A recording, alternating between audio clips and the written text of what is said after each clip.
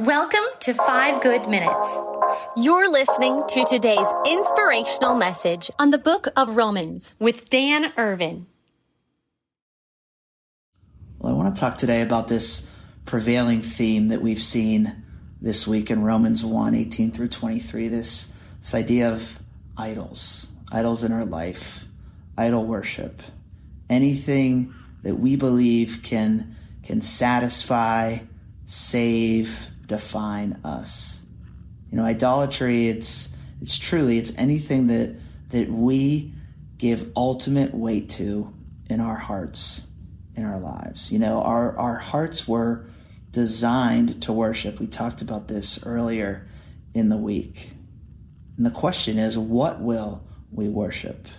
Will we put created things, sometimes good things, at the center of our worship?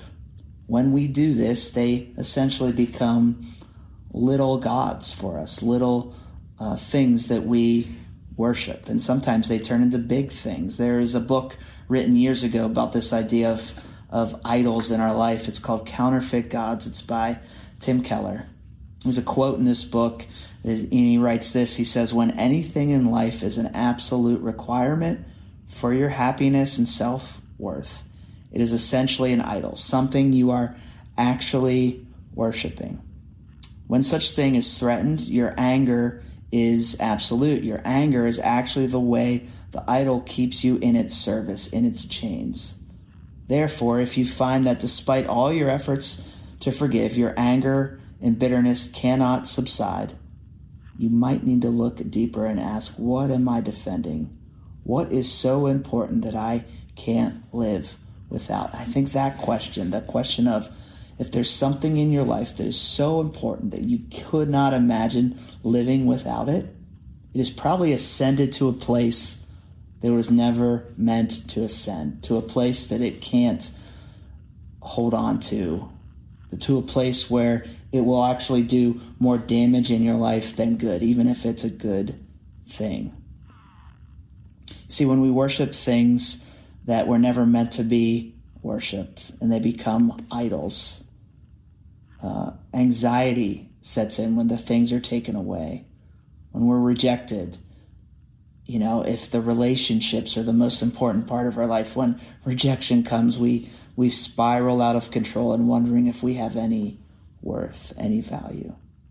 You know, all of these things that God gives us to strive towards in our life, essentially they can be good things. They can be gifts from God, but when we expect them to do, and here's the difference, when we expect them to do the job that only God can do in our life, they become damaging. They demand more than they can give.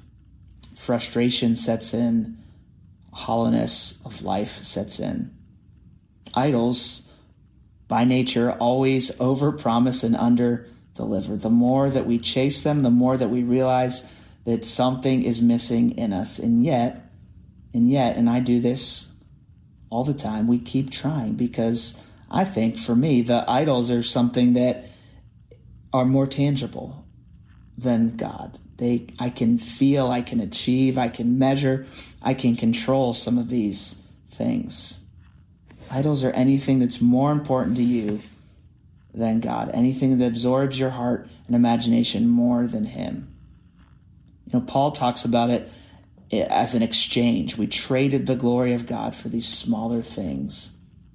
You know, it's a heart misalignment. Our hearts, when they're misaligned, everything might feel a little out of whack. Our work, our relationships, even our faith, everything starts to waver when our hearts are aligned in the wrong way. The good news is that Jesus Christ has entered this world of lesser gods for us in a way that to handle them that we couldn't handle ourselves. And He doesn't just point out our idols, but He offers Himself as the one true thing that we were made to worship. He points to the cross. He absorbed the consequences of our misplaced worship. Everything we expected to satisfy us that couldn't, our misplaced worship. And He shows us that true satisfaction and security can only be found in him. You know, the gospel of Jesus Christ doesn't ask us to put aside all the things that we enjoy or all the things that we love, but it just simply asks us to sometimes love them in the proper order, in the proper way, in the proper context, to make Jesus the ultimate thing above all things that we give our hearts to. That we love him in such a way, that we cherish him in such a way that other things pale in comparison. Success, money, relationships, having a child, being the right person for those people in our life. All of those things pale in comparison to knowing the depth and the beauty of what Jesus says about us. Thanks for joining us here today.